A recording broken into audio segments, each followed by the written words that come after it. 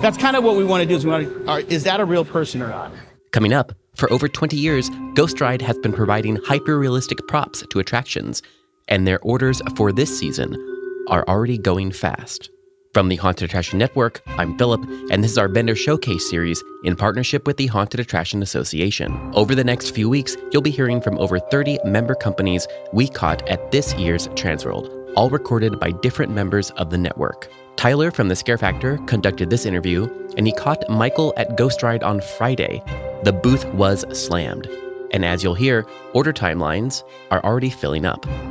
Here's Michael to give us a brief history on Ghost Ride Productions. We use the moniker hyper-realistic, but this year we've gone over the top with some of the gore, but the paint detail, we've really upped the paint detail because we just have to do that. As a vendor that's not only worked for theme parks, but also had our own haunt, and that decided to stick with just making our own product, I think we're pretty in tune to what would work in a haunt. You want to have people immersive, and some people do that with using icon characters that are from movies. But we want to stick to the realism. I like the spooky, the kooky. I love that too, the funhouse stuff.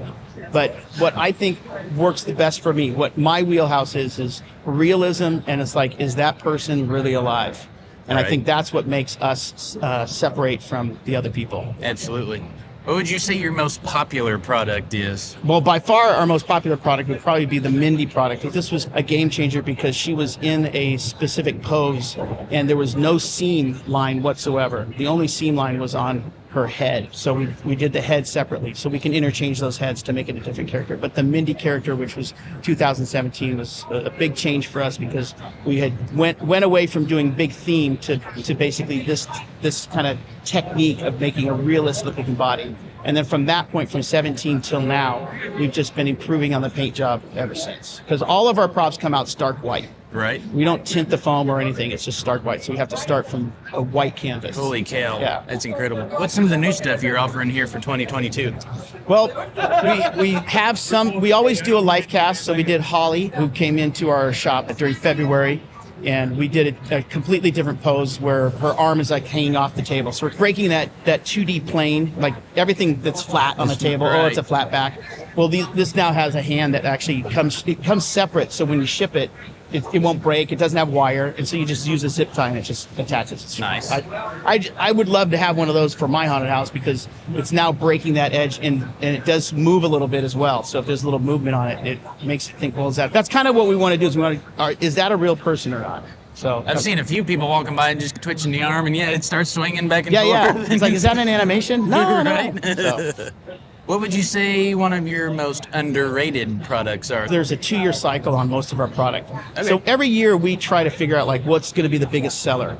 And we never get it right because some things are like last second, but it was one of the things that we did in the shop last. So all of our experience for getting stuff ready for the show gets poured into this one piece. And then this year for the Haunted Attraction Association, we did a custom piece that we did. We're not having it in our booth at all. It's just there for the auction. Okay. And I just thought, well, we'll just do this. There's no real big motivation other than it fits something that we're doing. I mistakenly had it out yesterday, and several people wanted to buy it right off the bat. And I'm like, I didn't even think about using that one. But it was just, it was one of the last things we did. And so it had all of this technology that we had put into the other props.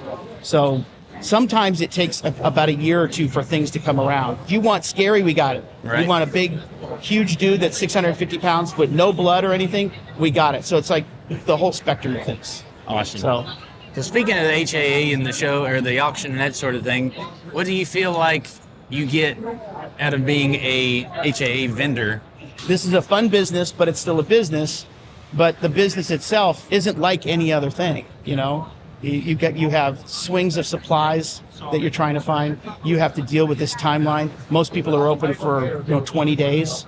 How do you get the product there? I mean, new people coming in. There's licensing issues. I mean, training, all of that stuff. There's a lot of mistakes that are being made, but HAA will help you, limit that. What do you feel makes it so worth coming back here to Transworld every year? I know we see you guys every year. What makes Transworld the place to be? I've been to other trade shows over the past year. They have not the energy or the population that this show has. So there's really no need to go to another show. If you want to go and have some fun or anything like that, but you are going to sell at this show. You are going to see the big players at this show, and you're going to see the newcomers. Absolutely. So you running any specials here for the show?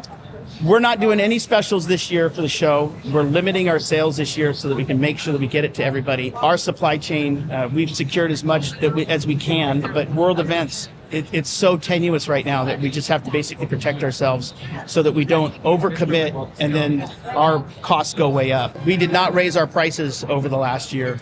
We did some incremental, but our polyfoam prices raised 5 times last year. Right. And I can see it raising probably another 2 or 3 times. So I have to anticipate that. So no discounts this year, but our booth has all brand new product. Everything is brand new, and it's all online because we switch over on our website. So right now, our trade show website is the show site.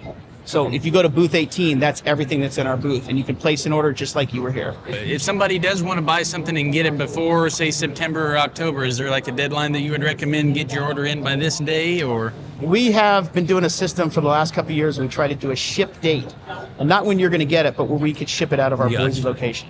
So right now it's Friday. We're at about August. We're just getting into August right now. So the best thing you can do, whether you're online or whether you're here, is to place the order before Sunday.